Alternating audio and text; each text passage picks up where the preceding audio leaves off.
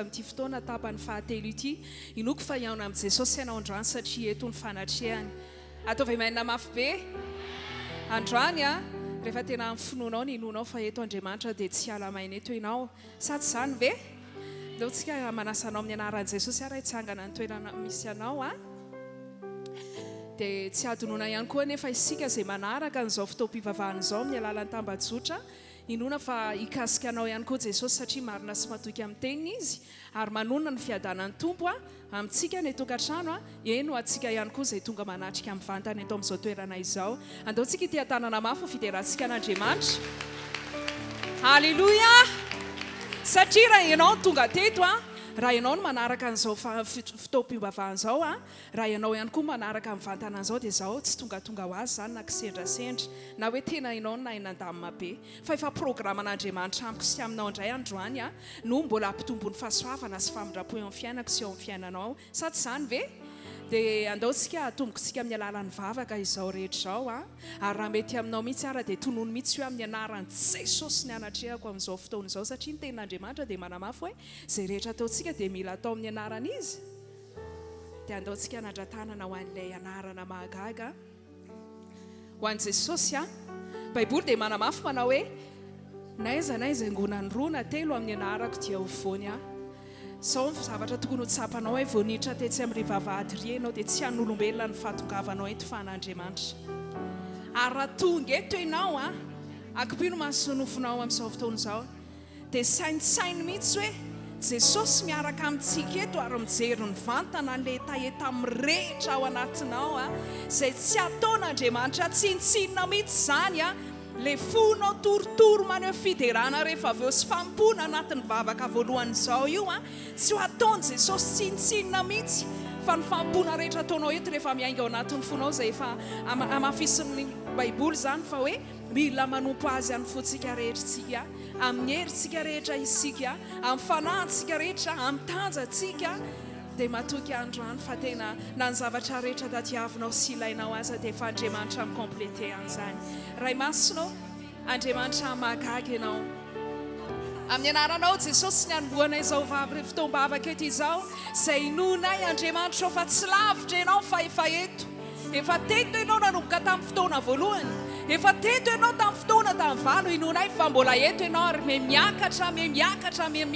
maripana ny fanatrianao ho amin'izao toerana izao tsisy asakana na dia iray ara satria eto ianao ary ny herinao Andriamanitra mirehitra mameno izao toerana izao iseho amin'ny alalan'ny fanatrianao izany ary androany Jesosy ny fona tsirairay avy fiangonana manompo anao amin'ny fo rehetra dia tsy alamaina fa mbola hovokisanao ho fenonao anjakanao ary ninona Jehova ho tsy avy aminao rehetra dia ho tapatapaka soravarava amin'ny anaran'i Jesosy avy any Nazareta izany tsy ambinina eto satria nahoana eto ilay Andriamanitra mahagaga sy mahery tompo sy nanefa sy nanao ny zavatra rehetra Andriamanitra ambony hery rehetra tokoa ianao malay mahagaga ianao ary hoy ianao tamin'i Mosesy izao ilay izy hatrizay ka ho mandrakizay mbola mantoky Andriamanitra fa eto izany androany ianao ilay izy hatrizay ka ho mandrakizay manandratra anao izay Andriamanitra mankalaza anao izay ary androany kosa mitody aminao izay fanamasina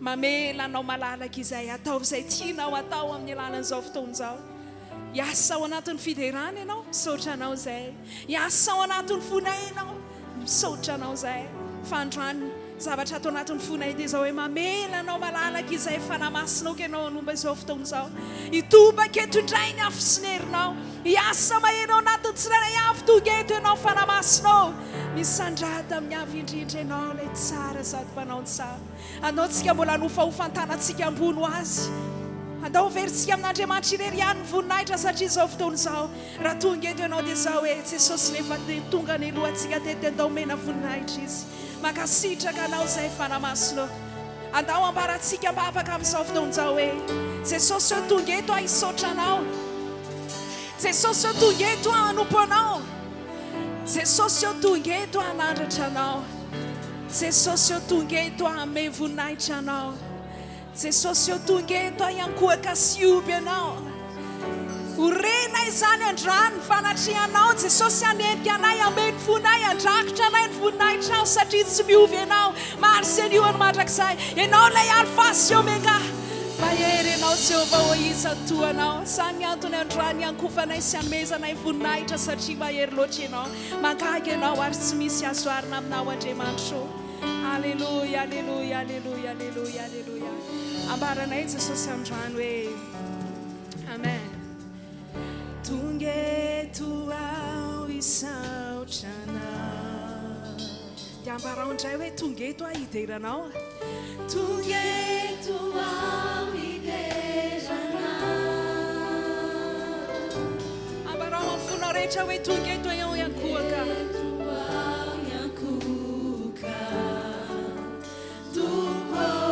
tungeto ianao hitsaoka azy anao veritsika ihany hoe tungeto ao isaotranao tungeto ao isaotrana tungeto izay Jesosy eo hideranao tungeto ao hiderana tonga iankohaka eo anatrianao izay Jesosy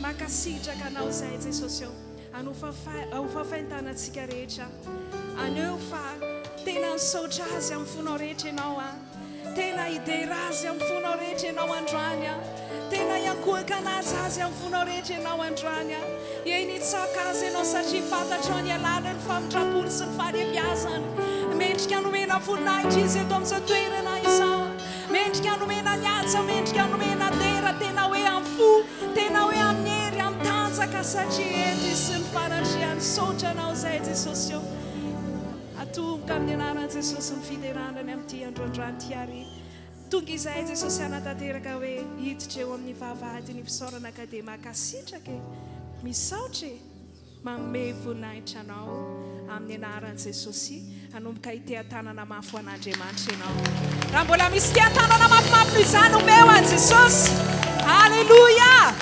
Alleluia mino fa efa tena vonona ianao ny hideran'i Jesosy tena atsika amin'ny mahazanak'Andriamanitra atsika dia tena mila fiderana koa ny fiainantsika sa tsy izany ve Andriamanitra miandro fiderana avy aminao fa ianao ihany koa dia tena hoe te hitsaoka sy hidera azy foana tsy eto ihany fa na any tokantrano na any amin'ny toeram-piasana na aiza misy ianao dia mahafinaritra anao no miankohaka sy mideran'ilay tianao ndao resitsika amin'ny fitiavan-tanana mafy dia mafy mitarika amin'ny fotoana dia iran'ny tompontsika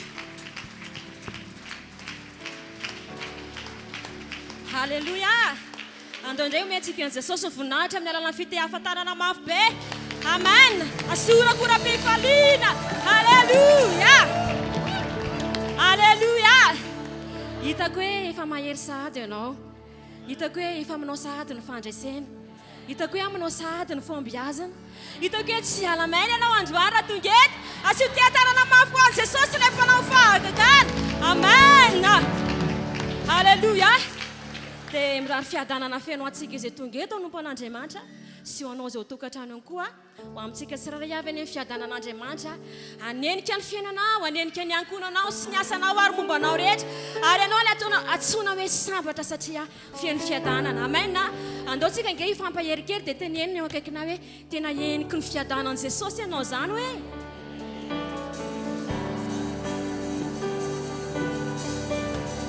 halleluja ary izany fiadanan'i Jesosy izany androany ho eto amin'ity toerana ity ho ao amin'ny tokantranonao eo amin'ny fiainanao amen andoika itsika hijery tenin'Andriamanitra amin'ny Salamo 7:20 Salamo 7:20 dia mivaky toy izao amin'ny anaran'i Jesosy eny tokoa fahasoavana sy famindram-po no anarakay amin'ny andro rehetra iainako dia hitoetra ho an-tranon'i Jehova andro lava aho asitia-tanana izany tenin'i Jesosy izany satria ny fiadanan'i Jesosy ny famindram-pon'i Jesosy ny fahasoavan'i Jesosy no hanenika anao raha tonga eto tokoa ianao androany tsy hoe no niezaka be zay nataonao dia salamy ianao no niezaka be zay nataonao a dia afaka mbola hideran'Andriamanitra tonga eto ianao a fa raha mba tonga eto ianao raha mba ianao no toy izao raha mba ianao no hoe sambatra dia noho ny fahasoavan'Andriamanitra sasy izany ve teneno tenanao hoe noho ny fahasoavanao irery an' Jesosy eo mahatoy izao a halleloia tsaro fa sisy mahay manampina dia ny ray segondra iaina antsika azy sasy izany ve fa ny fahasoavan'Andriamanitra ny mbola nahatoy izao sy anao amen ary izany fahasoavan'Andriamanitra izany a dia tsy alamaina izany fa anana an'izany ianao androany amen dia mbola teny eo ihany ngeno hoe akaikina hoe tena feno fahasoavan'Andriamanitra be mihitsy ianao hoe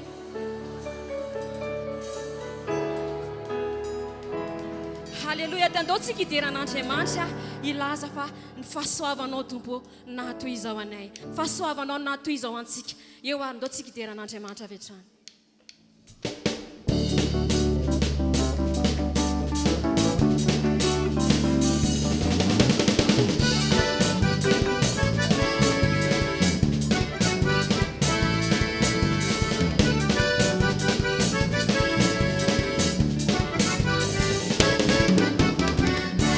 Fahasoavany tompo no natozao antsika no ny famindrapony mahatra mandraky izay ny fahasoavany tompo natoy izao antsika fahasoavany tompo no natozao antsika no ny famindrapony mahatra mandraky izay zany zamatonga zaridera zamatonga sikandi zamatonga tsike manompo azy zamatonga tsiki pa zamatonga tsikira satri tsara Jehova zany zamatonga tsikidera zamatonga tsikandi zamatonga tsike manompo azy zamatonga tsiki pa zamatonga tsikira satri tsara Jehova evare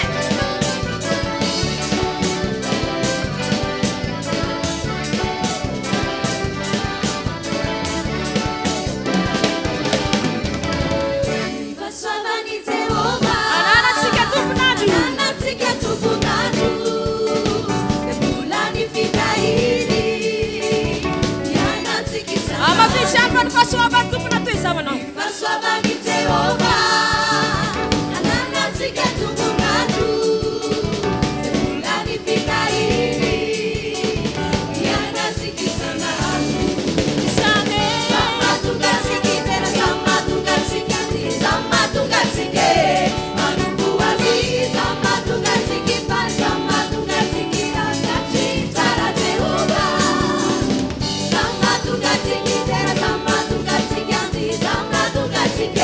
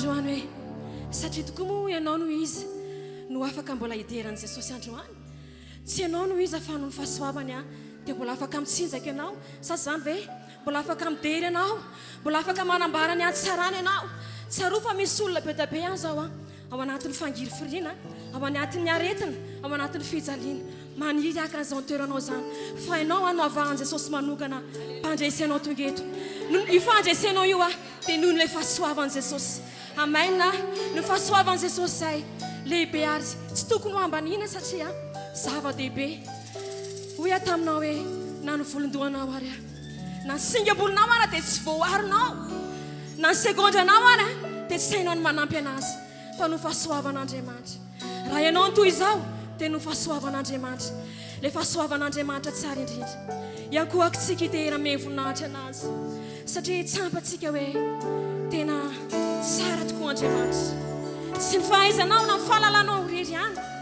no afahanao tonga eto androany na toy izao ianao mety ao anatin'ny arena tanteraka ianao mety ao anatin'ny fahaizana ny fahalalana tsara izany fa tsaroa be fahasoavan'i Jesosy na toy izany amen iza mo izao Jesosy iza mihotrany amin'ny falebiazana sao le tsy mendrikana Jesosy misaotra anao zay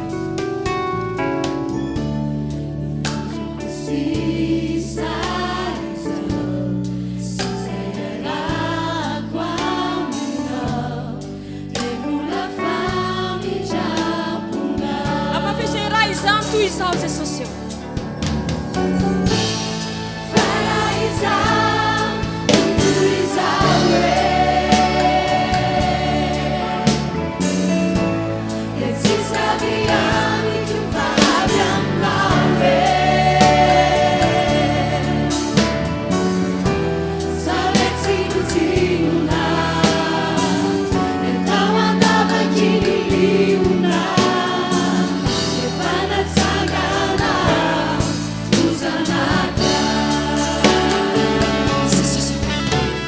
isaina tokoa ny ota zay vitanay tangamban'izay tsy misy soraitsy nafa veny fa no ny fahasoavanao dia mbola toy izao zany misaotra anao halleluia manome voninahitra anao zany amena ny voninahitra anao ny fahasoavanao dia mbola ny famitraponao tokony famitrorana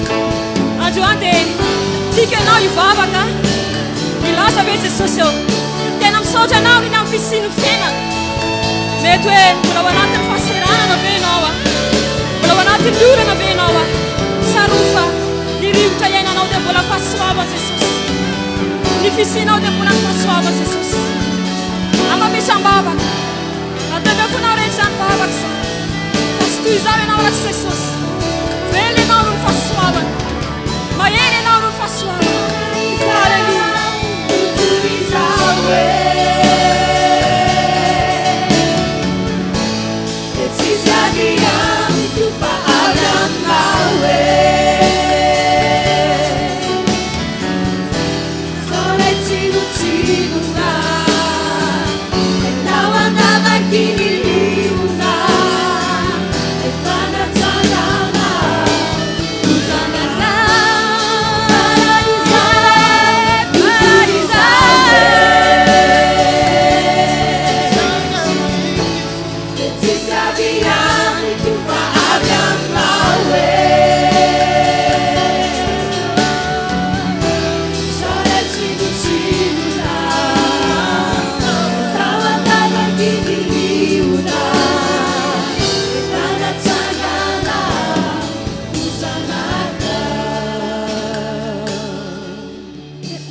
hoe raha izany toy izao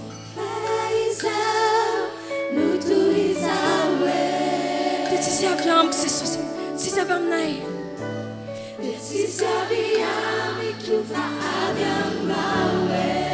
zaho ilay tsy mitsinona to ilay mpanota tsy mendrika nefa no ekenao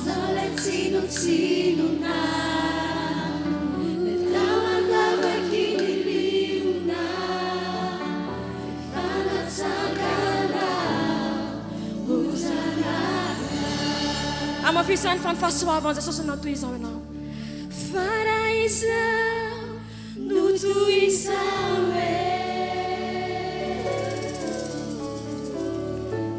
dia tsisy avy amiko fa avy aminao samy izy tompo tena maro zany zaho lay tsinotsinona tao andavaky liona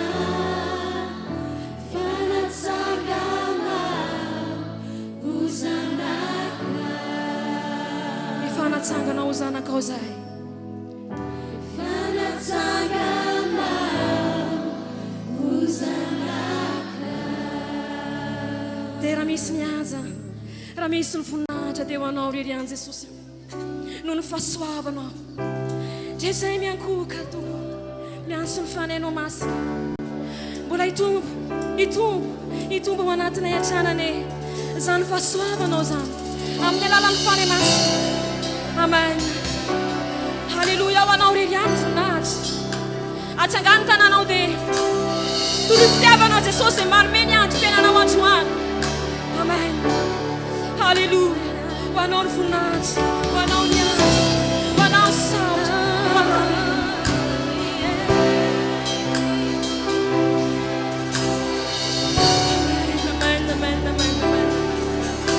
mitsakanao zany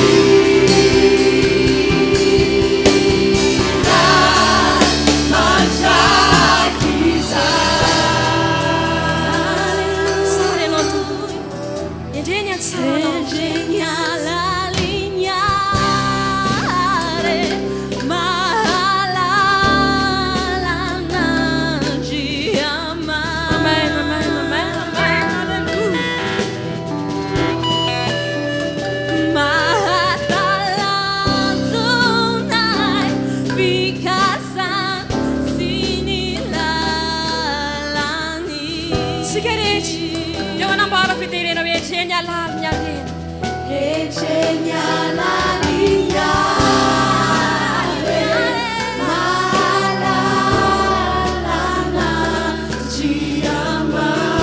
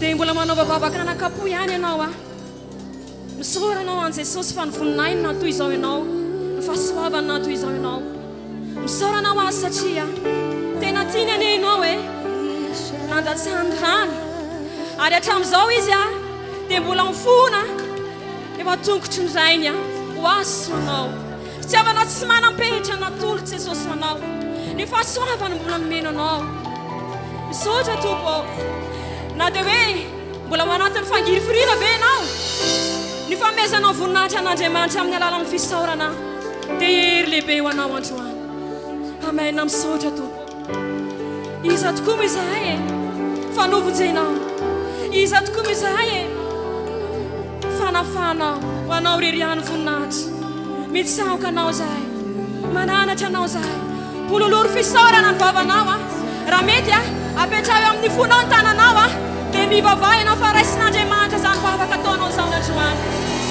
amay aleluia mitsaoka anao zahay miteranao zahay mamivonahitra anao zahay miondrika eo anatrihan'ny fahalebiazanao miondrika eo anatrihan'ny fahadisananao miondrika eo anatrihan'ny herinao zahay halleluia halleluia tsy misy azo arina aminao tsy misy toanao Andriamanitra ho anao ny voninahitra ho anao ny voninahitra ho anao ny voninahitra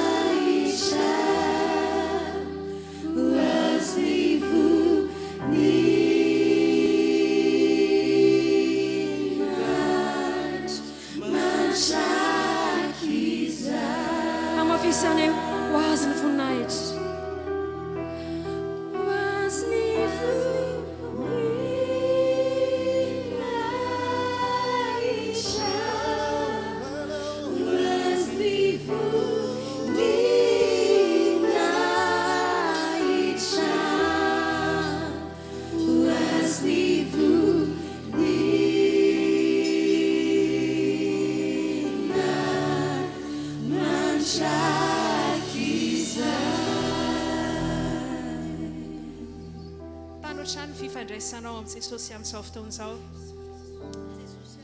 saintsaino a fa tena famindra-po sy fahasoavana tokoa mbola ahafahantsika mijoro eto taizany loharano nipoiran'izany dia ho ny tenin'Andriamanitra manamafy hoe fa fahasoavana no namonjena sy anao izany hoe tsy nijoro ny aina tao anatin'izany fahasoavana izany ny olona rehetra raha mijery ianao a samy nomena sy mahita avokoa ny masoandro fa ianao veleo ambany fahasoavan'Andriamanitra noho ny raha nalatsan' Jesosy noho ny famonjena nataony asy anao mahatonga antsika miaina maimaimpona miaraka amin'izany fahasoavana izany tena zava-dehibe satria telo volana sady izay ny lasa raha tamin'ity taona vaovao ty be dehibe ny tsy nahatratra be dehibe ny tsy namarana an'izao mois d'avril izao fa zao ianao mbola fahasoavana sy famindra-po no ny azakazaka nampanarahany Jesosy manotrina ny fiainanao isamaraina isatoandro isanandro teo Jesosy sy nanara ianao izy ary mbola fareho'ny fitiavana izany ka tsy mba mendrika tokoa ny ve nomena azy ny voninahitra tsy mba mendrika tokoa ny ve raha omena azy ny vava nisaotra amin'ny alalan'ny vavanao mpololotra fisaorana amin'izao fotoan'izao andao tsika iaraka isaotra andao iaraka iray fo iray sany iray fanahy tena sarato ny vavaka ao amin'ny fonao rehetra amin'izao fotoan'izao fa eto Jesosy androany malala sy mahita ny etaetanao, mahita ny fonao torotoroka latsaka hatramin'ny ranomasonao satria tsapanao loatra ny fahasoavana izany na mijeny Jesosy asanao tamin'ny alalan'ny famonjeny. Alleluia Jesosy eo miangoaka eto tao anatrihanao zay manajy manome voninahitra anao ny amin'ny fahasoavana, manome voninahitra anao ny amin'ny famindrapo teo amin'ny fiainanay ary tsapanay azo tsapahitanana izany. Jesosy eo menanao ny voninahitra, menanao ny anja, menanao ny voninahitra satria ianao loharano izany rehetra izany. Mankasitraka Jesosy mankasitraka amin'ny vonay rehetra izay ary ambavaka fisaorana ny anaovanay an'izany amin'izao fotoan'izao. Alleluia, alleluia, alleluia, alleluia, alleluia, alleluia, alleluia. Menanao Jesosy ny voninahitra, menanao ny anja satria raha izahay tokony toy izao dia noho ny fahasoavanao. Noho ny fahasoavanao sy ny herinao Jesosy eo sy ny rana latsaka. Menanao ny voninahitra, menanao ny anja, menanao ny dema. Andao anofa fahafantanana ho an'i Jesosy ny bizara ny famindrapo tsy mba manaiky izany lany ritra eo amin'ny fiainako sy eo amin'ny fiainanao. Eto izy amin'izao fotoan'izao mara tena mitady azy amin'ny fonao rehetra ianao tsapanao ny heriny mitobaka eto amin'ity toerana ity. Raisanao Jesosy omenanao ny voninahitra, omenanao ny voninahitra. Meo an'i Jesosy amin'izao fotoan'izao ny azy, meo an'i Jesosy ho fankasitranao ny fahasoavana sy ny famindrapo teo amin'ny fiainako sy teo amin'ny fiainanao. Sotra tompo fahafatsarana izany, sotra tompo fahafatsarana izany. Alleluia, alleluia, alleluia, alleluia, alleluia, alleluia. Sotra tompo menanao ny aja sy ny teraro ny voninahitra Jesosy. Aofaefa eo an'i Jesosy hatramin'ny tanantsika satria tena mamy izany fanatrihana tena efa re ary mameno an'izao fotoan'izao. Tena mbola ho surplus eo amin'ny fiainanao indray izany fahasoavana izany. Alleluia, makasitraka tompo, makasitraka Jesosy, makasitraka fanamasina fa tena ianao tokoa ilay mpanampony tsy ampy ary ianao ilay mpameno ny banka. Tsy miova ianao, marsy an'io ary mandrakizay amin'ny anaran'i Jesosy. Amen, amen. Mazahoany toerantsika amin'ny anaran'i Jesosy. Alleluia, alleluia. Inoko fa tena torotoro ny fisaorana ny fonao tao anatin'izay fotoana ny fiankofan'izay satria tena raha isika tokoa ane noho izao dia noho ny fahasoavan'i Jesosy tena ranetry ny tenany sy ny voninahitra izy la antona teo ambony azy fijaliana satria mba tiany mifonjeny ianao ka tamin'ny alalany fahasoavana ny namonjena asy ianao dia izany no mahatonga asy ianao tahaka an'izao jereo ne manodidina anao raha mety aminao mba mitoditody kely ianao manodidina fa tena hafa ihany ny zanak'Andriamanitra mianao amin'ny fahasoavana fa misy voninahitra Andriamanitra satria tena ao anatinao ao bobeko ao anatinao ilay loharano velona dia tsy iza fa Jesosy izany ary manome aina vavao anao ilay izy ilay fiainana be dia be ho ny teniny sady izany ve? Alao te afa-tsika tanana mafy omena voninahitra Andriamanitra satria tena tsara izy sady mpanao tsara. Alleluia, alleluia. Ary tsy andreritsika fa andao tena hoe iainao azady fa minao fa manakambara amiko sady manakambara aminao Jesosy amin'ny alalany mpanompony izay hoentiny eto amin'ity toerana ity androany. Amen. Dia tena hoe oka tena fenetaeta ny fonao mba ho tany lonaka ny rin'ny teniny ary tena izany teniny izany rehefa niry eo amin'ny fiainako sy eo amin'ny fiainanao sady ho lasa pakatotsika no lasa mpamoy be avy zato eny averiveny. Amen. Ndao tsika mbola ity tanana mafy be ity tanana ataonao iny voninahitra Andriamanitra sady ho fiarabatsika amin'ny mpanompony ihany koa izay tonga eto Alleluia.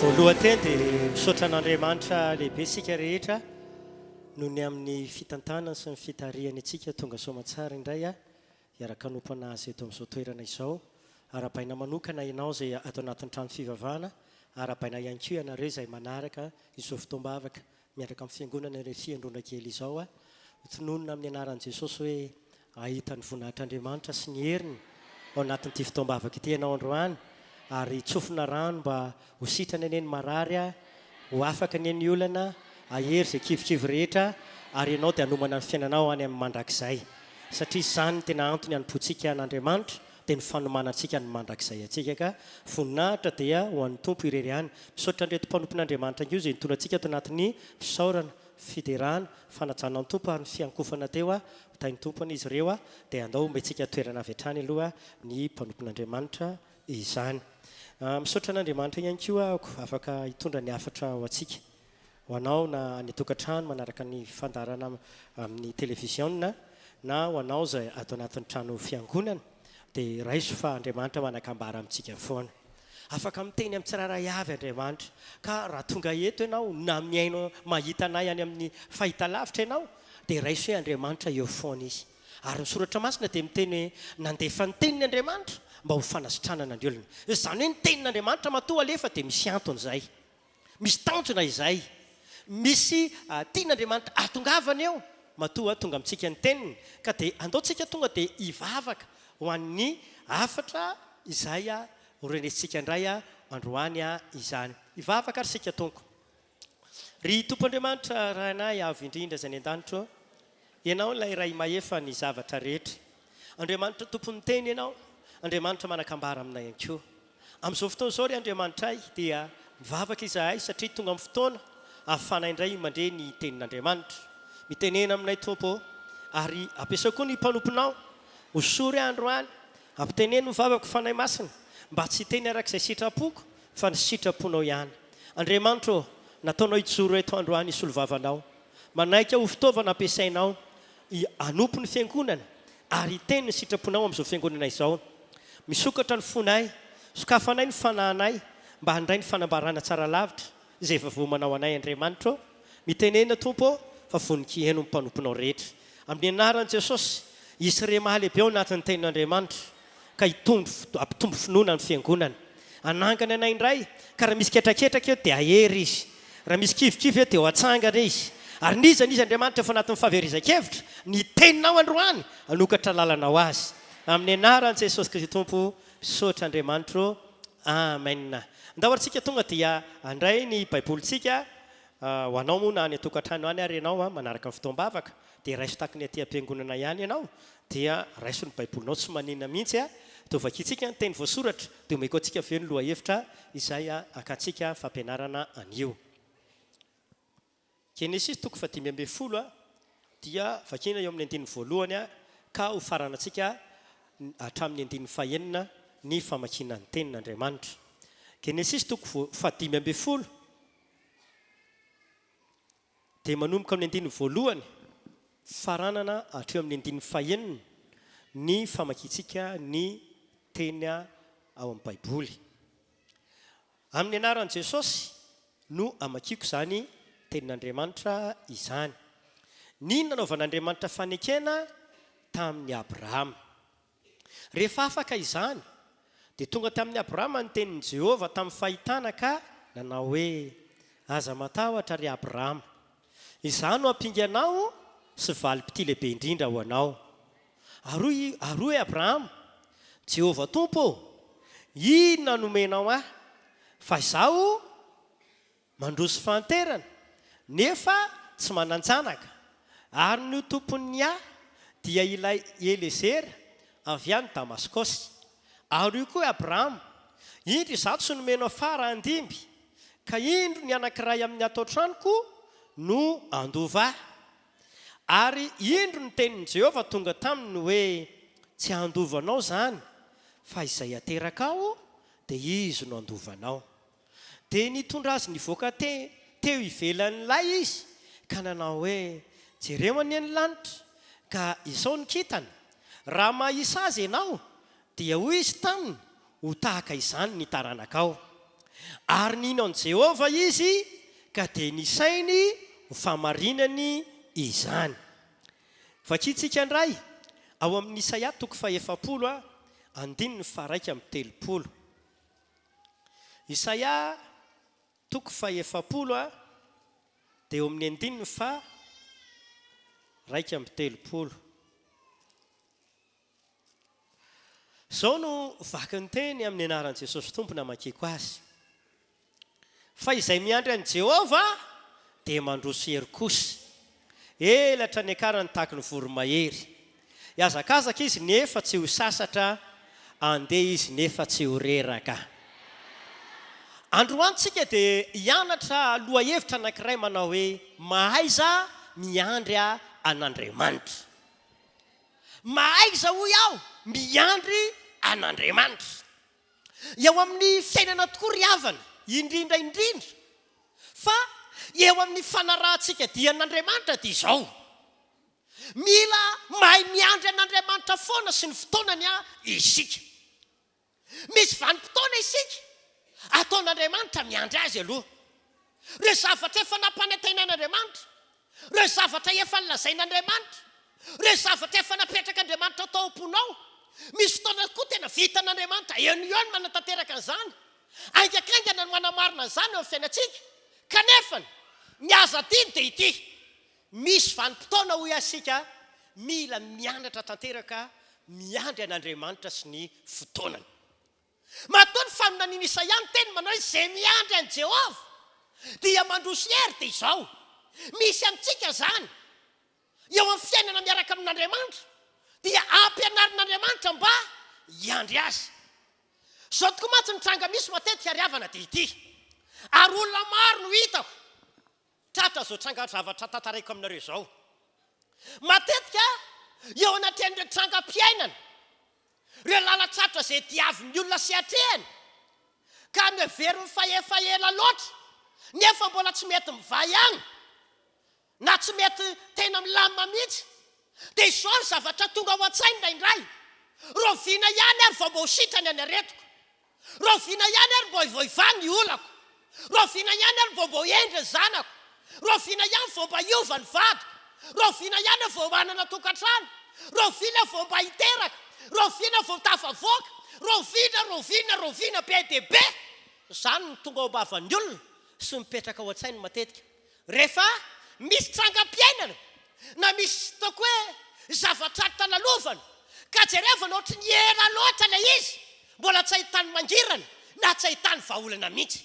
Eny, izany tranga izany fanontaniana izany nefany dia mipetraka ao am-bavan'ny olona na dia ho an'ny olona mpivavaka sy mpanaradian'Andriamanitra azy. Ary mino fa na ianao any atokantrano na itsika ato anatin'ny trano fivavahana dia efa imbetraka nametraka izany fanontaniana izany hoe roviana ihany ary. Roviana ihany azy. Satria nahoana no heverinao fa tahaka ny efa ela loatra mba nivavahanao. Ela loatra nanirianao an'ilay zavatra mba ho tanteraka sy ho tonga atao amin'ny fiainanao. Efa ela anao no mivavahana fa ohatra mbola tsy sitrana ihany. Efa ela anao no mivavaka ohatra mbola tsy mivaly olana. Efa ela anao no nanompo an'Andriamanitra nefa ohatra ny tsy tena mbola milamina araka ny tokony ho izy ny fiainana. Dia tonga avy hatrany ao anatin'ny saisika hoe roviana ihany ary vao mbo tanteraka amiko famarina ny tenin'Andriamanitra. Roviana ihany ary vao mbo tonga ny vahaolako sy ny famonjeko. Ny asa diny ny kristianina havana dia izao. Eo anatrehany fivavahana sy ny fampona an'Andriamanitra dia ity. Afaka hiasa, afaka hanao zavatra, afaka mamonjy antsika Andriamanitra. Amen na ve? Averiko. Afaka hiasa, afaka hamonjy antsika foana Andriamanitra, ary afaka maniolana rehetra misy eo amin'ny fiainantsika izy. Dia ampahery anao androany. Mety efa nahiany toroteny be dia be ianao. Mety efa nahiany fampaherezana be dia be ianao. Mety efa niteny taminao manokana mihitsy Andriamanitra teo am-pivavahana, teo mpamakina Baiboly. Mety efa tamin'ny alalana mpanompon'Andriamanitra dia namotra teno anao izy. Misy fotoana ianao Andriamanitra tena roviana e. Fa ahoana e? Tonga foana ilay fanontaniana hoe roviana ilay fotoana, roviana ilay andro, ahafahako mba hitako fahatanterahana izany. Hoy aminao androany, ry fiangonana, ry olona izay manaraka izao fombavaka izao, any amin'ny tokantrano misy anao many. Famarinana netiko aminao androany. Ho anao izay efa nahazo teny tamin'Andriamanitra. Ianao izay miandrandra fahatantarahany tenin'Andriamanitra. Ianao izay efa mieritreritra hoe roviana ihany fa tady ho kivy aho. Ianao izay efa mieritreritra ngamba tsy ho tanteraka amiko intsony ilay izy. Dia izao ny teboka lehibe ampianarin'ny tompo anao androany ho antsika senao. Izay teny rehetra izay efa nampanantenan'Andriamanitra sy nolazainy tamintsika dia tsy maintsy tanterahany ireny ary tsy maintsy ataonao amin'ny fiainantsika. Averiko tsara. Izay teny rehetra efa nampanantenan'Andriamanitra sy nolazainy tamintsika dia tsy maintsy tanterahany ireny ary tsy maintsy ataon'Andriamanitra amin'ny fiainantsika. Na inona ihany koa teny efa nitenen'ny tompo, nofinofy efa napetraka Andriamanitra tao am-ponao, na inona vino izay efa napetraka Andriamanitra tao anatinao tao, dia hoy amintsika rehetra androany afaka ho amarin'Andriamanitra, afaka ho tanteran'Andriamanitra, ary afaka ho ataon'Andriamanitra ao fiainantsika izany. Amena. Zao mantsy no izy mahatonga na hitondra zao fampidirana izao amintsika, mba ho azontsika tsara mihitsy zavatra tian'Andriamanitra olazaina androany dia izao. Ao amin'Andriamanitra dia tsy misy fampanantenana poakaty izany ao amin'Andriamanitra. Ao amin'Andriamanitra ihany koa dia tsy hoe fampandriana jisa fotsiny araka ny fitenin'ny olona sasany dia tsy mino ny fisian'Andriamanitra. Marobe mantsy amin'izao vanim-potoana misy antsika izao no olona efa manambany ny fivavahana, manao tsintsinina ny fivavahana, ary misy karazan'olona tsy mino ny fisian'Andriamanitra no miteny hoe ny fivavahana ataontsika io dia fandaninandro fotsiny, fandaniam-potoana fotsiny, na fampandriana drisa fotsiny, na sasa moa dia miteny fampanantenana poakaty fotsiny, fa tsy ndriko mafy mihitsiny dia izao. Ao amin'Andriamanitra tompoko dia tsy misy fampanantenana poakaty izany ao, ary Andriamanitra tsy mampandradrisanao izany. Tsy mahay mandainga ihany koa Andriamanitra, ary tsy afaka mivadika izay efa miteneniny. Andriamanitra tsy mahay mamitaka izany, fa izay niteneniny, izay efa nampanantenainy, ary efa nilazainy tamiko sy taminao, dia tsy maintsy tanterahana io amin'ny anaran'i Jesosy. Tsy maintsy hitranga ny fiainanao io amin'ny anaran'i Jesosy. Halleloia! Haitsika tsara angamba ilay tenin'Andriamanitra ane vakitsika etiko manamafy amintsika fa tsy mandainga Andriamanitra, ary tsy mba mandisy fanantenana. Tsy mahay mamitaka Andriamanitra, fa izay niteneniny tamintsika dia ny tanterahana. Ao amin'ny boky Nomeria zao ohatra, toko 7:20 dia 7:20.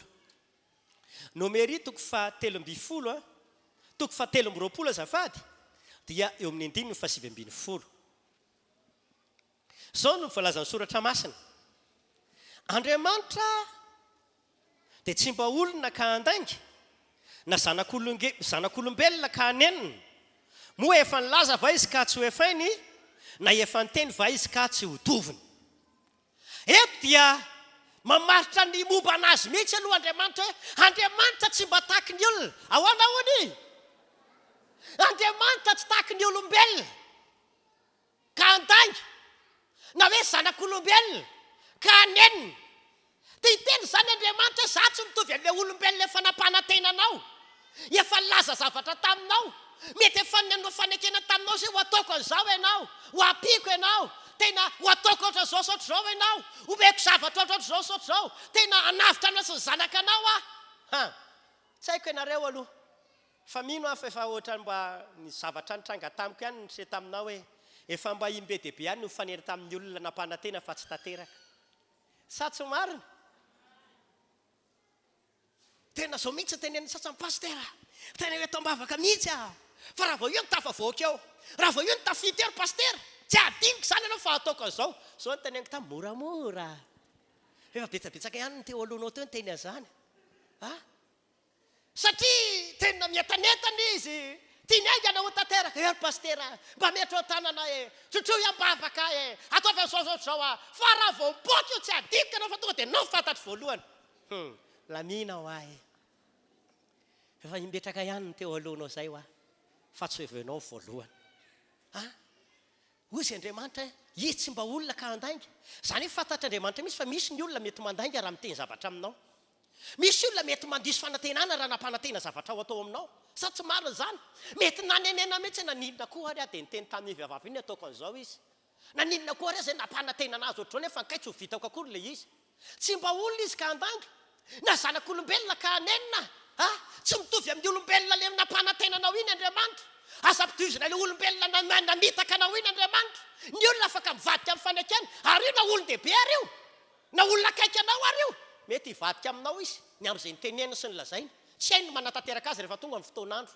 Lazainy fa tsy vitany ray, tena miala tsiny rangahy fa tena tsy vitako indray ilay izy. Tena miala tsiny fa nampanantenanao fotsiny eny efa niandry vasoka anateo ianao, ary tena pazina nataony niandry vasoka tokoa moko, dia naninona tokoa? Vasoka tanteraka. Ary raha ohatra ka fampanantenana no nampavasoka efa be dehibe amin'ny vasoka sa tsy marina? Satria ny olona mety mandainga, ny olona mety mivadika amin'izay niteneniny. Ary hitantsika ato anaty Baiboly mihitsy izany hoe tsy hoe miteniteny foana Andriamanitra, matoa izy niteny Andriamanitra tsy mitovy amin'ny olona. Dia izao efa tena fiainan'olombelona, ary ny ankamaroan'ny olona dia ohatr'izany mihitsy. ahitako tantara anankiray izao manomboka amin'ny boky ny Genesis toko fasivy amby roapolo, ao amin'ny Genesis toko fatelopolo, any amin'ny Genesis toko faraika amin'ny telopolo, dia voalaza ny soratra masina hoe misy lehilahy anankiray atao hoe Labany no fanaraka tamin'i Jakoba. Ho tantaraiko aminareo fohifonga amin'ny tantara. Genesis toko fasivy amby roapolo zao ohatra, dia ao amin'ny 5:10. Tovakitsika kely nge zany tantara izany e. Genesis toko fasivy amby roapolo dia ao amin'ny 5:10. Dia zao voalaza soratra masina. Dia hoy Labana taminy, moana dia rahalahako azy ianao dia anompo amaina va, lazao amiko izay ho karamanao. Dia vakitsika indray ao amin'ny 5:17 tsy maninona. Ary le ihany le maso fa Rahely mpibikana sady tsara tarehy. Lefa.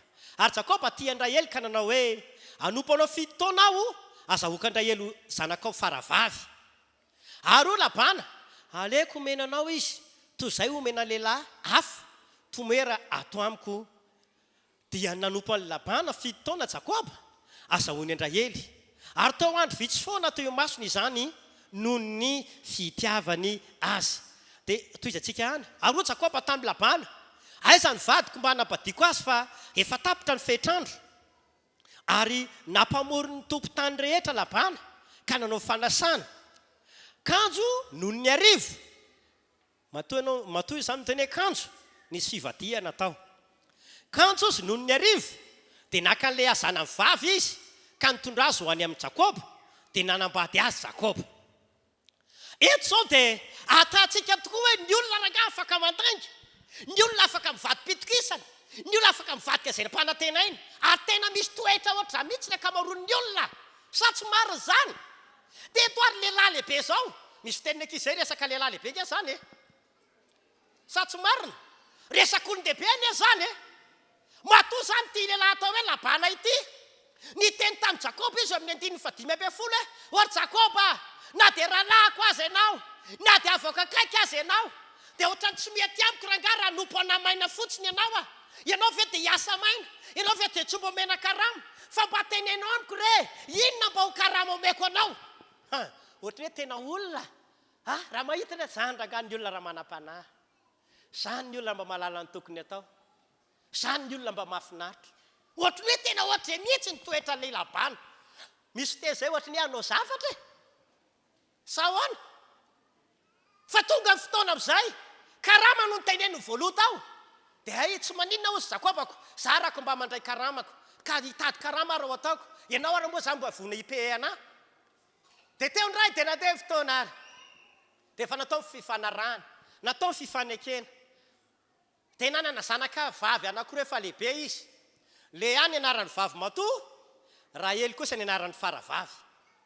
Ndray ihany Jakoba dia nanomboka ny teny tamin'ny Labana indray, aleo reo mba hovadiko ilay zanakao faravavy atao Rahely dia ozy Jakoba ozy indray ilay Labana, mbola ohatra ny olona ihany koa izy ary nafinaritra mihitsy. Ohatra se raha omeko olon-kafa na omeko lehilahy hafa, tsy aleo ve omeko anse. Ngamba tonga dia netanetana mihitsy ny taom-pony Jakoba hoe zany rangaka mba omeo anazy ka rehefa tena ty izay eny teneniko aminao. Za tsy antanandreo izy rehefa tafalatsa-pity. Fa dia ozy nataon'le Labana rafozana. Sao se sao ary hitanareo 5:10 io, aleko omena anao sy toy izao omena lehilahy hafa, fa mitomera amiko nay manompo anahy ianao. Dia ho anary fifanarahana e, sao manompo anahy 7 taona ianao mba azahoanao an'i Rahely. 5:20. Manompo anahy 7 taona ianao. Entsana nge zany akavady fa 7 taona zay vao mahazo. Mbola mety ve zany amin'izao? Tsy mety ahoana.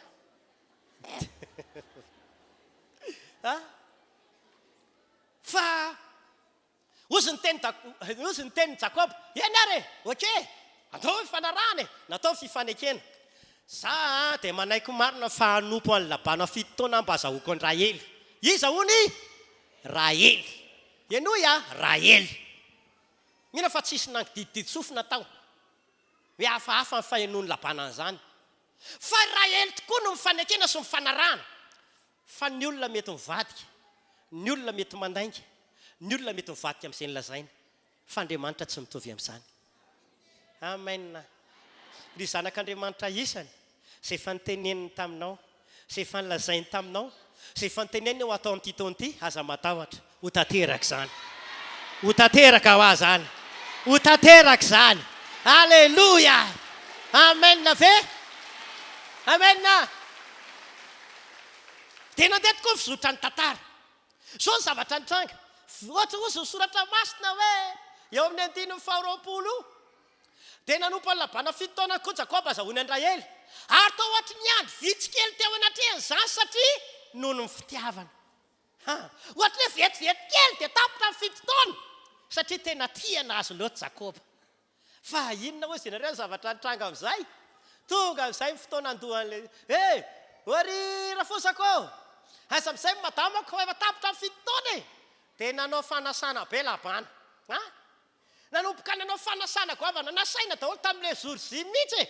Natsoina daholo ny olona, nasaina daholo ny olona, nanao fanasana be labana anampatiny zanako vavy e. Ampiakatra ilay raha tena manama izy azy e. Asaiko daholo nareo ho tonga ny olonako. Tonga amin'izay ilay izy ka i Ramatoa le tamin'ny fotoana efa saromana voaly be mihitsy. Dia mipetraka ery ambony seza ery. Tonga amin'izay tapitra ny fety. Alefa ao amin'izay ilay zanako e, ilay vadiko e. Alefa ao amin'izay ilay vadiko izy nataony Jakoba. Taty amin'izay vadiko e. Ka io ohatran'ilay fanambadiana gasy ihany io rehefa ilay tonga ilay fiancé iny e. Io molotra tsy dia mety amiko loatra iny. Za rehefa miteny an'ilay Ramatoa le mpino ireny amoaka zanaka vavy dia zao ny teneniko taminy. Rehefa tonga ilay fangatana izy asiana zany hoe isa tsy izy e. Alefa daholo ty vehivavy rehetrarehetra ty. Izy ve isa tsy izy e. Rehefa tsy izy rangady aza alefa. Nefa rano mbola isy teny hoe iny mety amiko fa le ray tsy nety e.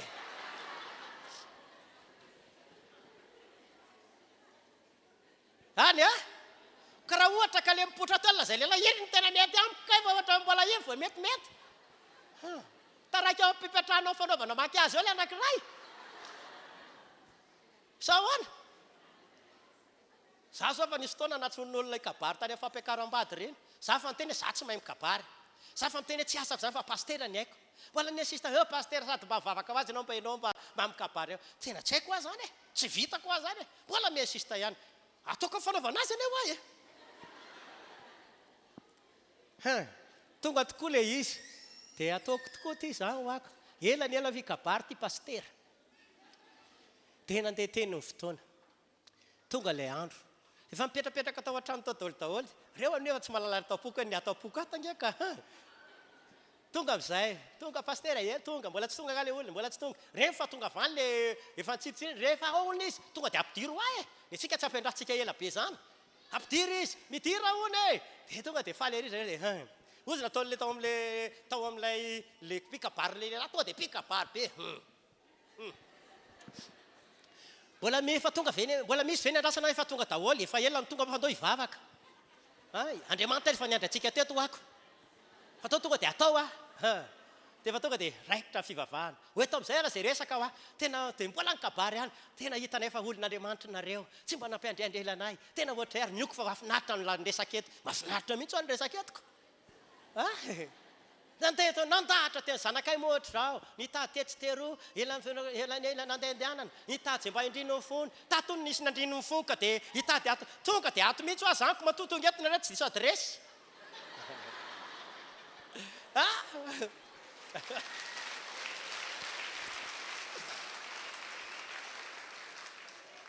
Dia ato ny misy nandrino ny fony. Tena ato koa ve? Tena ato ilay izy zany. Dia zao ary. Tonga dia nitsangana amin'izay eno ma dia misaotra anareo tonga na voninahitra sy nangataka dia zao araka ny voalazana soratra masina hoe zay mangataka dia omena avoa ilay izy tonga dia omeo vita.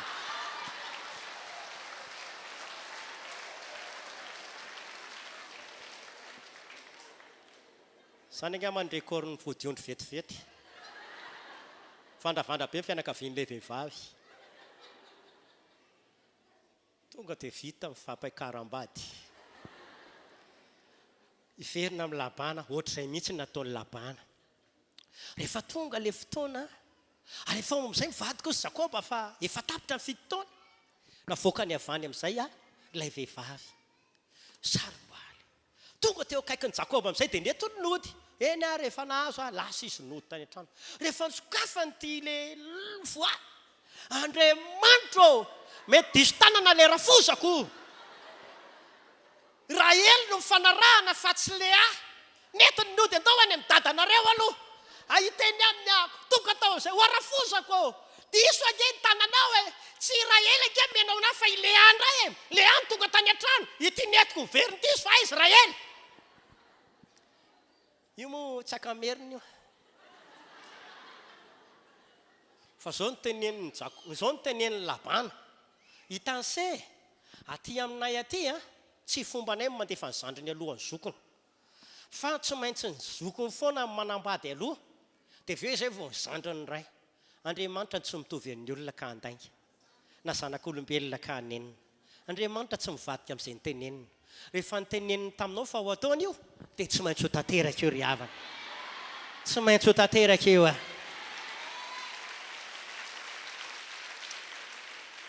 andao angambany atao hoe Andriamanitra tsy Labana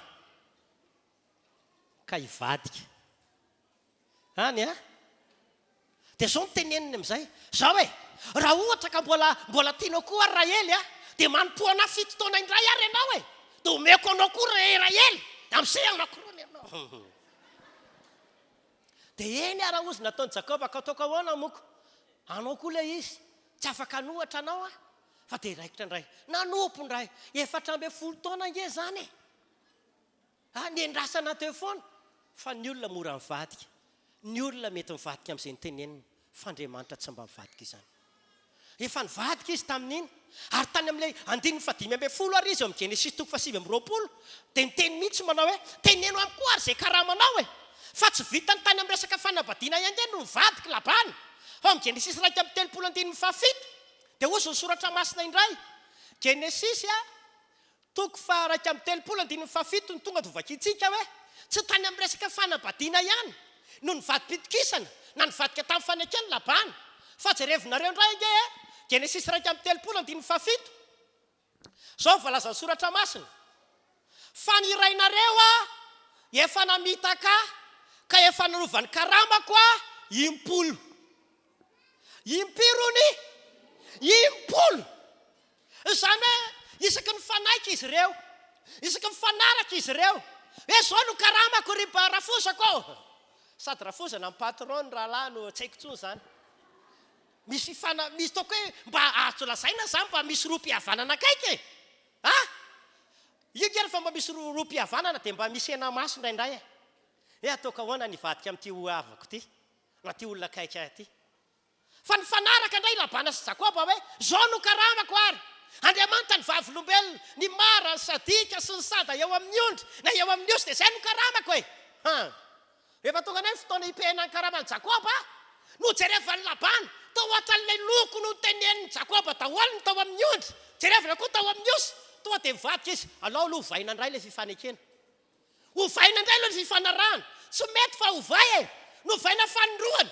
io indray fa tonga fotoana hipehana ny karama mbola niova ihany izy fantelony mbola mivadika ihany izy fampolony mbola mivadika ihany izy izany ny olona dia tsy mena mivadika ny olona dia afaka mivadika ny olona mety mahay mandainga ny olona mety hivadika amin'izay nyteneniny fa za kosa ty laza aminao androany ianao izay efa tratra ny fivadiana matetika ianao izay efa miteny misy za kivy amin'ity fampanantenan'ny olona ity za efa leo amin'izany fampanantenana zany efa impiry zay nisy fanampanantena ho alaiko vady ianao fa tonga le fotoana vadia indray ianao lasa ny olona indray one dia misy tenina indray raha lehilahy anankiray tsy ty dia atao inona moa le fitenitsoeny tsy haiko tsony efa impiry ny totikoba ny sasany mety ohatr' izany ianao any an-trano any mety ohatr' izany ianao atao am-piangonana ato mety efa nisy olona mpanantenanao imbe dehibe fa nivadika taminao mety kivy angambany ianao ankehitriny ohatry ny tehiteny anay tsy andry anintsony mety tsy hositrana intsony angambany satria efa impiry nandeha dokotera efa firitaona ahako narary foana efa impiry mba nandeha nitady asa ohatra ny tsy mety tafiditra mihitsy ahako efa firitaona amin'izay saran'izao aretina sy olako zao ohatra ny tsy mety miva mihitsy le izy androany amin'ny teny aminao zay tsy hain'ny olona vitan'Andriamanitra androany zay tsy vitan'ny olona vitan'Andriamanitra ho androany. Halleloja. Amen ve? Ny olona mety mivadika, ny olona mety tsy afaka manatanteraka izay teneniny, fa raha Andriamanitra kosa dia miteny aminao androany aty hampahery anao ao amin'Andriamanitra. Mahay manatanteraka izay nofinofy na vina fanampananteneny tao am-ponao Andriamanitra, ary izay nolazainy taminao dia hainy tanterahana avokoa. Amen ve? Averiko ihany ampahery anareo izay tonga eto ampahery anareo izay mahita an'ity hafatra ity ahako, fa Andriamanitra dia mahay manatanteraka izay nofinofy na vina efa napetrany tao am-ponao tao, ary izay rehetrarehetra nolazay sy ny tantera izay efa niteneniny taminao dia hainy manatanteraka an'izany. Tsy misy masakana an'Andriamanitra izany. Mety ozy ianao zonge ny taona na ozy ianao hoe efa ohatrange nafa nisinio na ozy ianao zangy tsy malala olona na ozy ianao zangy tsy manana diplôme na ozy ianao zangy tsy manana olona mba iankinana riavanao, rehefa tonga le fotoana ahafahan'Andriamanitra manamarina an'io dia tsy misy masakana an'Andriamanitra izany.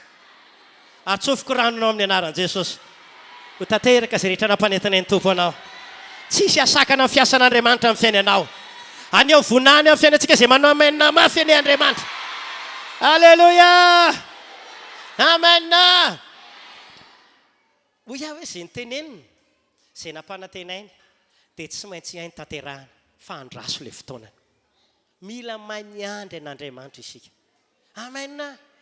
Averiko fanoroany izay niteneniny hoy aho izay efa nolazainy tamintsika ka nampanantenainy dia tsy maintsy hain'Andriamanitra ary vitan'Andriamanitra manatanteraka izany fa andraso aloha ilay fotoanany. Aza maika ianao, aza kivy ianao, tandremo sanatria mandeha lohan'Andriamanitra fa andraso ny fotoanany fiangonana. Hitantsika zao amin'ny tantarany Genesis 15:12 voalohany izay efa mivakitsika tany am-piandohana teo. I Abrahama dia efa nampanantenen'Andriamanitra, efa nitenenin'Andriamanitra izy i Abrahama, ianao dia tsy maintsy omeko taranaka ianao, ianao dia tsy maintsy mahazo fara andimby anao ianao dia omeko zanaka andova anao ianao. Ary nisy fotoana ry Andriamanitra ny amin'ny Genesis 12 ve dia niteny Andriamanitra hoe ny taranaka ao ry Abrahama tahaka ny amaro ny kintana eny amin'ny lanitra ary tahaka ny amaro ny fasika eny amin'ny ranomasina ny zaza omeko anao. 570 taona Abrahama tamin'izany fotoana izany. Nandeha ny fotoana farany Abrahama niteny roviana ihany. Ary izay nahatonga ty Genesis 12 ty niteny Andriamanitra, ela loatra le izy, ahoana ihany le niteneninao, efa niandra inge zahako zahako tsy aiza izay tanànako omenao mba andimby aho. Ny izany Andriamanitra rehefa tsy omenao aho dia izao andray fanapahan-kevitra androany. Ozy le olona izay indray andro, pastera leo mitenin'ny fianakaviako isaka misy fivori-pianakaviana, rovina ihany nareo voanambady rovina ihany ozy ny sasany zay efa maika hijery amin'ny valinanay, sasany indray no miteny ozy ny sasany zay nge efa mba tahiteza zafy kely zay efa ohatra zao rovina ihany nareo ty sao dia ho taraika ao. Manao an'izany dia indraindray koa etsy ny sasany pastera angambany andeha hiteraka fotsiny ana tsy manambady azy.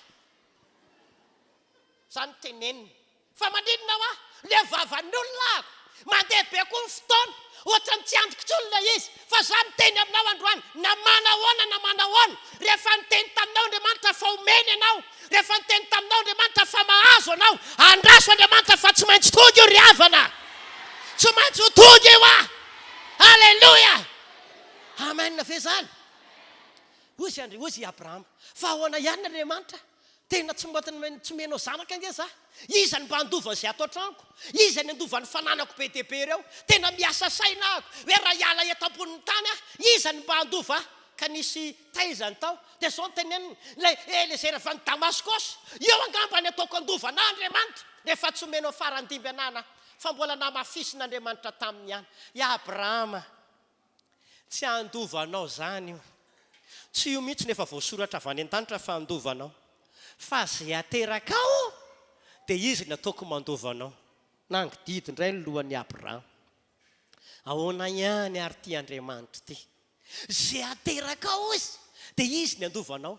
Dia mbola nitenenin'Andriamanitra ndana indray mbola manisakitany dia lasa indray nisakitana indray zany dia ho tahaka an'io ny taranaka anao efa nanomboka meantitra ihany izy amin'io efa meantitra ihany izy amin'io isarako efa melehibe ihany koa mbola tsy hita le zaza mbola tsy tonga le taranaka indraindray miodikodina mihitsy ny saina amin'ny maha-olombelona indraindray lasa mivery-hevitra mihitsy amin'ny maha-olombelona fa ahoana ihany ary ty miaraka amin'Andriamanitra ity ahoana ihany ary ty vavaka ity roviana ihany ary vao tonga le izy fa zao fotsiny teneniko aminao raha mbola Andriamanitra ny Andriamanitra ka izy no niteny taminao izy nampanantena tsy maintsy ho tanteraka io ny fiangonana tsy maintsy ho tonga eo ary tsy maintsy ho azonao le izy tsy maintsy ho azonao le zavatra nefa nandrasanao hatramin'izay ho tonga le nandrasanao tena nazany ny teny anao hoe tsy maintsy ho tonga le nandrasako tsy maintsy ho azoko zay efa nandrasako Andriamanitra namarina zay nytenenany tamiko dia anaova amenina amin'izay zany halleloia amen jerevantsika nge amin'izay hoe mila miandro ny tompo ianao fa zay nyteneniny ka nampanantenainy dia izy ihany koa ny antanteraka an'izany zay nyteneniny ka nampanantenainy dia izy ihany koa ny manantanteraka izany amin'ny fotoanany sy ny fahaiza-manaony amen Genesis 2:20 manomboka ny 1 ka hatramin'ny 5 Genesis 2:20 eo amin'ny 1 ka hatramin'ny 5 ary Jehovah namangy an'i Sara araka ilay fanlazainy araka ilay inona araka ilay fanlazainy dia nataony tamin'ny Sara araka ilay fanteneniny dia nanananaka Sara ka niteraka zalahy tamin'ny Abrahama rehefa antitra izy tamin'ny fotoana izay fanlazain'Andriamanitra taminy ary ny anaran'ny zanany izay teraka ilay nateraka Sara taminy dia nataony Abrahama hoe Isaka dia nofirany Abrahama Isaka zanany rehefa teraka valona izy araka izay fanadin'Andriamanitra azy ary efa 100 taona Abrahama raha niteraka ny Isaka zanany izy rehava malala ao ny tompo zandro anty taonanao andraso Andriamanitra sy ny fotoanany fa tsy maintsy tonga le izy averiko tsara andraso aloha Andriamanitra sy ny fotoanany fa tsy maintsy tonga izay nilazainy ary tsy maintsy tanteraka izay nampanantenainy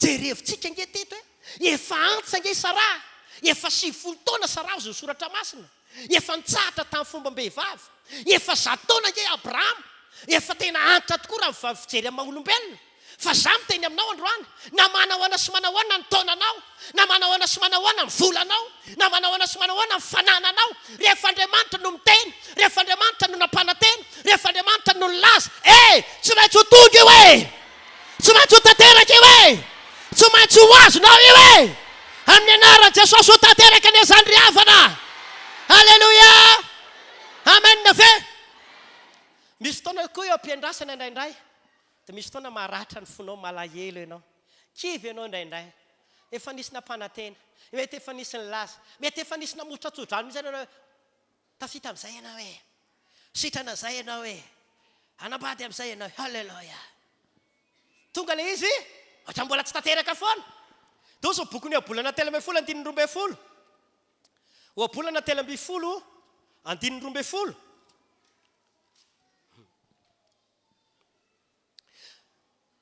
ny fanantenana tsy azo vetivety dia makarary fo na hoe makarary ambava fo fa azonaina ny faniriana tanteraka ny fanantenana zany hoe zavatra nampanantenainanao ka tsy azonao vetivety indraindray marary ny fo ary be dia be ireo efa narary fo satria nisy nampanantena fa tsy nahazo marary ny fonao toa mivavaka ihany marary ny fonao dia efa mpanotona bavaka fa tsy mety azo nisy nampanantena fa tsy nety nandoalana indray mihitsiny indraindray mety marary ny fonao misy efa tena narary fo mety mivavaka iny efa mbola tsy nahazo hoy aminao mifikiry ianao aza miala taky ny Abrahama na firy taona dia mifikira taky ny Abrahama fa zay rehetrarehetra miandry an'Andriamanitra dia ozy ny soratra masina androso hery ianao tsy ho reraka ianao tsy ho sasatra ianao ho amarin'Andriamanitra raha ataony aminao zay efa nilazainy tamintsika halleluia amen ko anio aza ry fiangonana eo anatrandreo zavatra efa mba mety efa nandraindrainao na efa mba nirianao fatratra teo anatren'Andriamanitra eo anatrandreo taoko hoe vision goavana tao amponao ka efa nentinao ambavaka teo natren'andriamanitra tsy hoe tsy hovaliany akory io tsy hoe tsy amean'io koa andriamanitra fa raha fatany io fa masoanao fatany io fa mety anao sy no avinao dia aza matahotra ianao fa hoy aminao androany matoky fa ho azonao io tsy maintsy ho azonao io rehefa fantatr'andriamanitra fa masoa rehefa fantatr'andriamanitra fa mety amin'ny zanany rehefa fantatr'andriamanitra fa mety amin'ny ho avinao sy ny taranakanao sy ny asa famponao io tsy maintsy ho tonga io tsy maintsy ho tanteraka io fa mifampirisihana toka akoatra le mifikiry dia matoky an'andriamanitra amen aza manaiky anao hoe hoakiviny ny devoly aza manaiky anao horebirebeny satana hoe tsy ho azonao zany io tsy ho vitanao zany io ianao zao ve dia azo an'io ozy ny devoly indraindray ivavaka ve dia afahanao tafavoaka ozy ny devoly indraindray fa zandro any miteny aminao fa raha mbola misy olona tahaka ny abrahama raha mbola misy olona tahaka ny jakobo dia hoy aminao androany tsy maintsy ho tonga le izy tsy maintsy ho tanteraka le izy na mivadika impolo ary labana andriamanitra amin'ny tany vahoakany foana dia za koa miteny aminao androany mety efafanena olona tahaka ny labana imbe dehibe ianao fa nitindray mitoraka ity andriamanitra sy ny fotoanany hietsika hiasa anao zavatra amin'ny fiainantsika halleloia noho izany ary ny fiangonana dia zao niteneniko anao satria hoe matoky fa ho azonao io dia reto ny zavatra ho azonao misy vitsivitsy be dehibe ny mety omeny tompo anao ho azonao amin'izay mifanasitrananao ho azonao amin'izay mivahaolanao ho azonao amin'izay mifandresenao ho tonga aminao amin'izay mifampiasan'andriamanitra mahagaga ho tafavoaka amin'izay ianao zay anirinao hatramin'izay dia ho azonao amin'izay amen na ve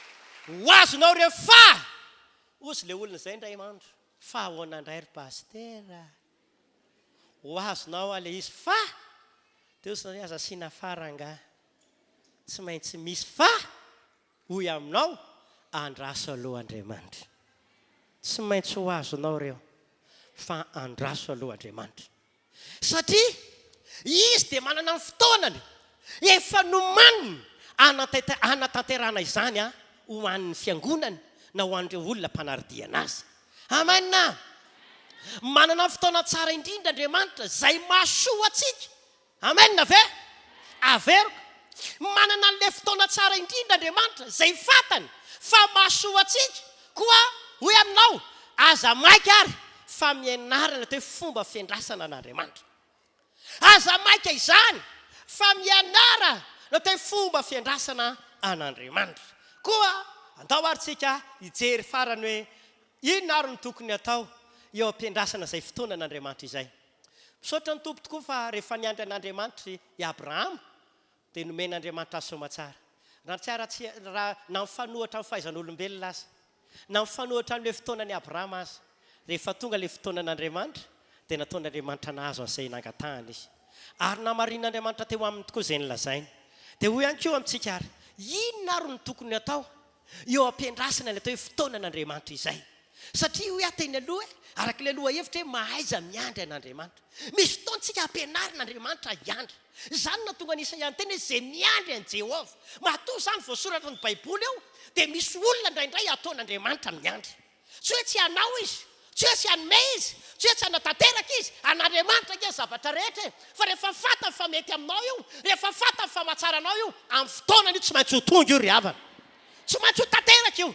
ka eo indrindra ary eto an'ity fiandrasana ity misy zavatra mila ataonao misy zavatra tokony ataonao satria eo ampiandrasana indraindray be dehibe vakim-pone tena ohatran'ny ela loatra rangaha ohatrany tsy vitako tsony izy ty fa reto misy zavatra anakefatra ho ampianarina anao eo ampiandrasana ny fotoana an'andriamanitra voalohany eo ampiandrasana ny fotoana an'andriamanitra aloha dia izao maherezy ianao mivavaka tsara ary amafiso ny fifandraisana akaiky amin'andriamanitra amenna ve inona ny ampirisihako anao hivavaka tsara sy anamafy le fifandraisana amin'andriamanitra dia ity satria izy angeny anatanteraka izy angeny anao anio izy no anamarina zay nylazaina noho izany amafiso lay vavaka sy le fifandraisana akaiky amin'andriamanitra aza atao atsirampina mihitsy ny vavaka satria eo amin'ny fotoana fiandrasana indraindray be dehibe ny zavatra ty ampitoditodika atsika be dehibe ny zavatra ty amperikerika atsika ka raha ohatra tsy ampy ny vavaka tsy ampy le fifandraisana amin'andriamanitra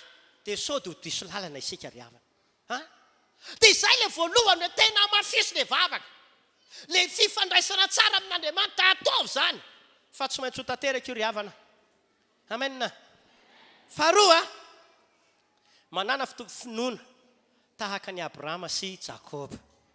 Manana finoana eo am-pendrasana eo dia mila tazomina ao an-trano ny finoanao. Amen. Tena atao vita n'Andriamanitra hoe olona miandry anazy ianao, miaraka amin'ny finoana ianao. Indraindray hoa misy zavatra na dia efa nitenen'Andriamanitra taminao aza dia mila miandry amin'ny fotoana. Ohatra zao amin'ny bokin'ny Josoa ao, rehefa tonga tao amin'ny atao hoe tanàna Jeriko ny zanak'Israely dia nidy mafy le manda. Ny zanak'Israely tokony hitsofoka tao fa Andriamanitra ny teny tsy maintsy hirodana io manda io. Fa izao miodidiana indray mandeha isan'andro ianareo mandritra ny 7 andro ary ny amin'ny andro fampitony dia miodidiana impitony ray dia mirakora mafy fa mirodana io manda io. Tsy vita tamin'ny herin'ny tena zany, tsy vita tamin'ny herin'ny fahalalana izany, fa ozy ny bokon'ny Hebreo toko 12 hoe finoana ny nandidinana ny mandan'ny Jeriko indray mandeha isan'andro ary tamin'ny andro fampitony dia niodina impito izy ireo dia nirodana teo amin'ny lolo le manda. Finoana niandra le fotoanan'Andriamanitra 7 andro dia 7 andro. Finoana izany, niaina tamin'ny finoana izany. Ka za koa ilaza aminao androany, misy varavarana tsy mety misokatra avy eo alohanao, misy taky ny manda ngeza be, misy avovona avy eo alohanao. Androany amin'ny teny aminao, ianao miandry an'Andriamanitra ka misy finoana. Irodana ny manda androany, isokatra ny lalana androany. Ho tonga le fotoanan'Andriamanitra dia tsy maintsy mirodana ny manda rehetra. Halleluja. Amen. Tena manan-danja ary zava-dehibe loatra eo ampiandrasana an'ilay fotoanan'Andriamanitra ny atao hoe finoana. Amen. Fahatelo, aza manaiky ho kivy zany na hoe hiverin-dalana na dia mbola tsy azo ary ilay zavatra. Aza manaiky ho kivy na hoe hiverin-dalana na dia mbola tsy azo ary ilay zavatra. Eo ampiandrasana eo ianao, tandrema ianao sao dia kivy na hoe ndeha hiverin-dalana amin'izay ozy ny bokin'ny Abakoka toko 4:7 na dia mitareje tsara le teny dia andraso ihany fa ho tonga amin'izay fatanterahana io dia tsy hijanona tsony. Amen. Abakoka toko 4:7 le fahitana, le vision, le zavatra nampanentenainy, le fanteneniny taminao na dia mitareje tsara miveverantsika azy dia andraso le fotoana hanamarinana izany, hanatanterahana izany amin'ny fiainanao. Tena andraso taky ny Abrahama. Aza manaiky ho kivy ianao, aza manaiky hiverin-dalana ianao, fa ho tonga io fotoana io dia tsy mijanona tsony io fa tena tonga be dia be. Amen. Farany dia ity tandremo sao maika andray fanapahan-kevitra diso tahaka ny Saoly. Mi fotoantsika indraindray hoe Saoly zao ny fotoana andray fanapahan-kevitra diso ny boky Samuela voalohany ihany hoe tsy nahandry any Samuel izy. Rehefa tsy mandry any Samuel izy dia mandray fanapahan-kevitra. Zany ny olona tsy mahay miandry dia mety handray fanapahan-kevitra amin'ny fanohatra amin'ny sitrapon'Andriamanitra. Nanontany Samuel izy fa inona zao nataonao zao ry Saoly? Tsy hainao nge tokony anao fanatitra tsy hainao nge tokony anatitra iny fa zany mpisorony fa naninona nataonao iny? Dia lazainy fa hoe ny olona ohatra ny efa nanadodina loatra, ny olona efa ohatra zao dia lasa mandray fanapahan-kevitra diso. Andraso Andriamanitra. Be dia be ireo olona hitako hoe maika loatra nandeha alohan'Andriamanitra dia nisy fanenenana teo amin'ny fiainany. Na iny fanenana tamin'ny olana hafa indray. Ny izany indrindrany eo ampiandrasana ilay fotoanan'Andriamanitra dia tandremo sao maimaiky ka andray fanapahan-kevitra diso tahaka ny Saoly. Fa fampirisihako anao androany dia izao. Andraso Andriamanitra fa tsy hanampitsofina aminao zany izy, fa hiaino anao izy dia hitodika mondry anao. Salamo 5 manomboka 1 reo olona goavana tao amin'ny Baiboly, reo olona nalaza tao amin'ny Baiboly, reo olona niavaka tao amin'ny Baiboly, reo olona tena nitahina tao amin'ny Baiboly dia ny akamaroan'ireo olona na niandro amin'ny fotoanan'Andriamanitra. Na niandry an'izay nitenenin'Andriamanitra. Davida dia nisy fotoana niteny hoe niandry an'i Jehova ozy, tena niandry dia niandry dia nanomboka naninona? Nitodika izy dia nitsinjo anahy izy. Tsofoko rano anao amin'ny anaran'i Jesosy. Faranako izao tenin'Andriamanitra izao. Ianao izay efa miandry an'Andriamanitra, ianao izay efa niandry amin'ny fotoanan'Andriamanitra, hitodika Andriamanitra, hitsinjo anao Andriamanitra, ieno fitarainanao izy dia marininy aminao izay rehetrarehetra nolazainy taminao ny tompo ilay hitanao. Fotoananao androany, fotoanan'Andriamanitra aminao androany. Ho tonga amin'izay ilay nandrasanao ry zareo ho tonga amin'izay ilay nandrasantsika rehetra ary ho marin'Andriamanitra izany. Fa afaka isika andao tsika hitsangana hoanao zay natokantrano anko apetrao amin'ny fonao ny tananao dia andao tsika isotra ny tompo dia hiteny tompo ampianaro ay andro ny fotoananao mino fa manamarina an'izay nylazainao tamiko ianao tsy mba olombelona ka andainga ianao tsy mahay mivadika amin'izay nylazainao tena mivavah ianao andraso Andriamanitra mianara miandry an'Andriamanitra mianara miandry an'Andriamanitra tena aoka hivavaka amin'ny fotsika rehetra mivavah amin'ny fotsika manontolo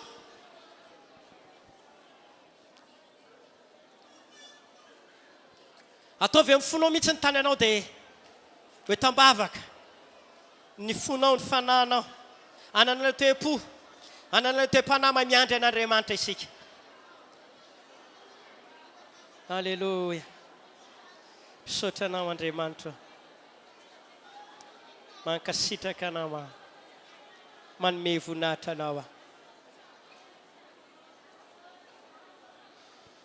tsy mandainga anao tsy mivadika amin'izay fanoteneninao ianao fa izay nylazainao dia hainao atao Andriamanitra o tompo isaoraka anao lehibe miafatra nampitondrainao ateto androany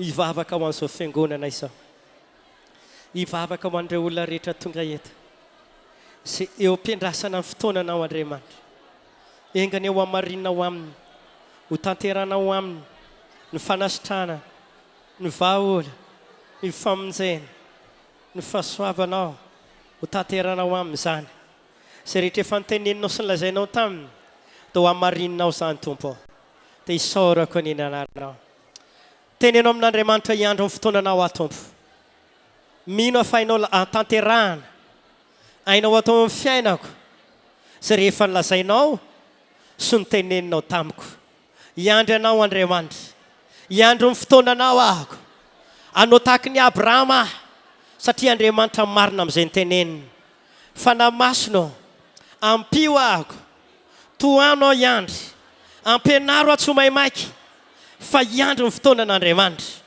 misaotra Andriamanitra io hivavaka ao anao ahako izay marary rehetra dia apetro amin'ny foniny na eo amin'ny faritra marary azy ny tanana izay manana olana rehetra dia apetro ambolonao ny tananao fa mino fa izay fanandrasanao hatramin'izay dia ho tanteran'Andriamanitra aminao hivavaka ao antsika ny tenako Jesosy io misaotra anao any amin'izany teninao izany mankasitraka anao satria ianao no niteny fa mila miandry anao zahay satria izay miandry an'Andriamanitra dia mandroso hery hiandry anao tahaka ny Davidy izahay hiandry anao tahaka ny Abrahama izahay Andriamanitra matoky izay fa manana ny fotoananao ianao ary ny fotoananao ny tsara indrindra mivavaka ho an'ny olona na ny any an-trano izay marary na ny ato amin'ity trano fivavahana ity izay marary mamindra fo aminy ianao Andriamanitra na inona fototry ny aretina na viaizana loharano le aretina mamindra fo Andriamanitra mamindra fo Andriamanitra mamindra fo Andriamanitra amin'ny anaran'i Jesosy alefako ny herin'Andriamanitra hikasika ny aretina hikasika ny fanaitainana alefako ny herin'Andriamanitra hiasa ao anatin'ny olona raiso ny herin'ny fanasitranana raiso ny herin'ny fanasitranana amin'izao fotoana izao raiso ny herina fanasitranana didinina amin'ny anaran'i Jesosy ny aretina miala ny rofo rehetra didinina ny rofo rehetra miala ny loharanon'aretina didinina ny aretina sy ny heriny ny fivitosana ny aretina mampahory miala daholo amin'ny anaran'i Jesosy le aretina manaranaka fa amin'ny ray aman-dreniny ny areti-po ny aretina anatin'ny taova rehetra amin'ny anaran'i Jesosy miala zany ny fivitosana miaina amin'ny anaran'i Jesosy ny fivitosana didinina amin'ny anaran'i Jesosy zany ny herin'Andriamanitra mahagaga mitondra fanasitranana amin'izao fotoana ary niza ao anaty olana niza ao anaty famatorana ataon'ny devoly alefako ny herin'ny fanafana alefako izany raiso finoana zao herin'Andriamanitra izao zahay raiso zany ho afaka ianao androana rehefa naratsina pahory ianao hatramin'izay nanao sakana ho andreo olona ohatra misakana foana zavatra tao ho andreo olona ohatra ny tsy mety tafavoaka zavatra ataony ohatra ny hoe voafitaka foana ohatra ny hoe misy mivadika foana ianao isaky manao zavatra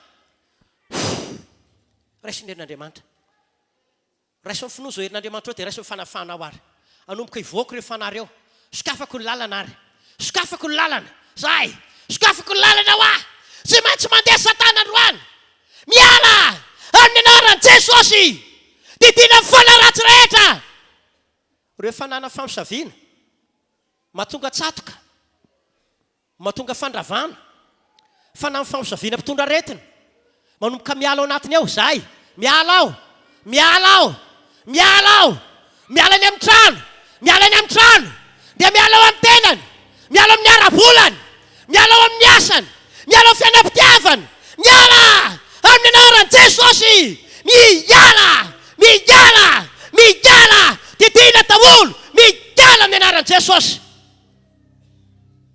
raisy mifanafahana raisy mifanasitranana afaka ianao amin'ny anaran'i Jesosy sitrana tanteraka ianao mivanky io ny olanao ary ho tahin'Andriamanitra ianao tonga ny le fotoanan'ny tompo ary amarinina aminao izay nytenenina ho an'izay rehetrarehetra narary tonga teto eny sitrana tanteraka izy dia ao fofay ny tananao may voninahitra ny tompo ao fofay ihany ny tananao izay sitrana izay tena sitrana izay tena sitrana ao fofay ny tananao dia may voninahitra Jesosy dia andaontsika hisaotra an'Andriamanitra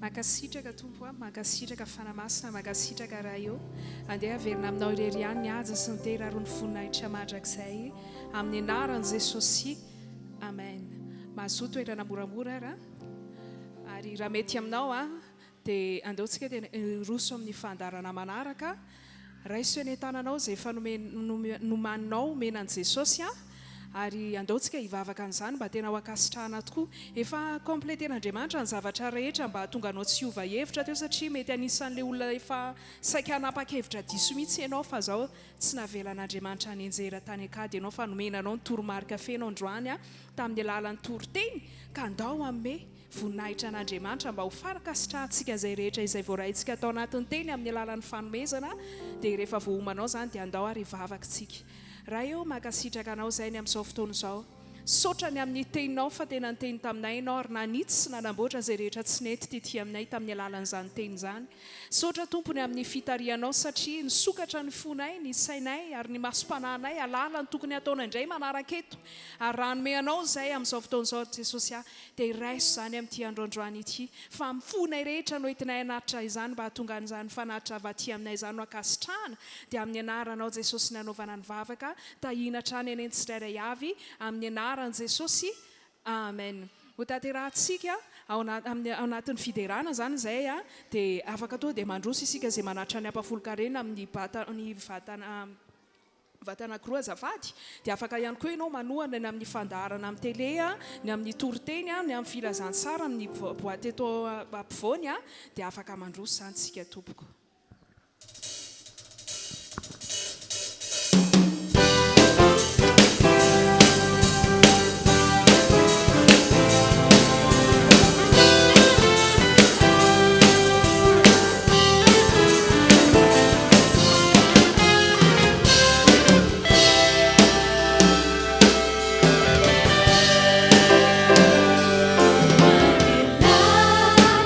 Beija que eu amo